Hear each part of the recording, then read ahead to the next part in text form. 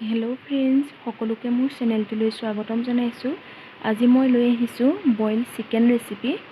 তাৰ কাৰণে মই অলপমান ব্ৰইলাৰ মাংস লৈছোঁ আৰু তাতে মই এটা ডাঙৰ চাইজৰ পিঁয়াজ সৰু সৰুকৈ কাটি লৈ দি দিছোঁ। অকণমান আদা নহৰু বটা দি দিছোঁ। দুটা কেঁচা জলকীয়া ফালি ফালি দি দিছোঁ।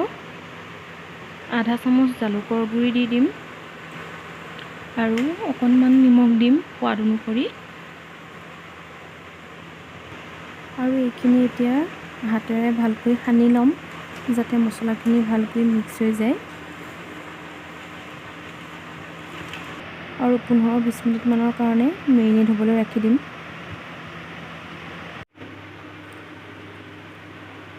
এতিয়া মাংসখিনি মই এখন কেৰাহীত দি লৈছোঁ আৰু ভালকৈ ভাজি ল'ম অকণমান সময়।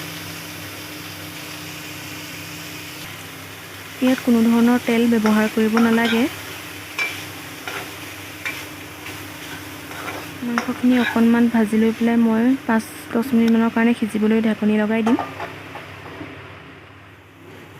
এয়া চাওকচোন, মাংসখিনিৰ পৰা নিজে নিজে পানী ওলাবলৈ আৰম্ভ কৰিছে।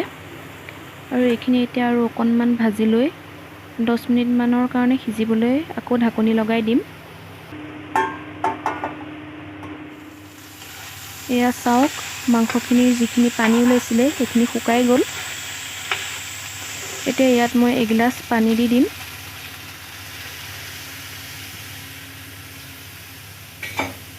আৰু এইখিনি এতিয়া 15-20 মিনিটমানৰ কাৰণে উতলিবলৈ দিম যাতে মাংসখিনি ভালকৈ সিজি যায়।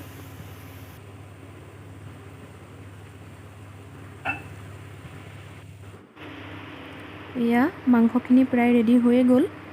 এতিয়া মই ইয়াতে অলপমান ধনিয়া পাত দি দিছোঁ আৰু গেছৰ ফ্লেমটো অফ কৰি দিম।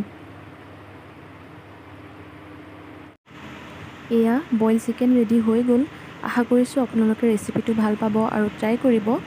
আৰু আপোনালোকে যদি মোৰ ভিডিঅ'টো ভাল পালে তেনেহ'লে মোৰ চেনেলটো লাইক, কমেণ্ট আৰু ছাবস্ক্ৰাইব কৰি দিব আৰু কাষতে থকা বেল আইকনটো দবাবলৈ নাপাহৰিব।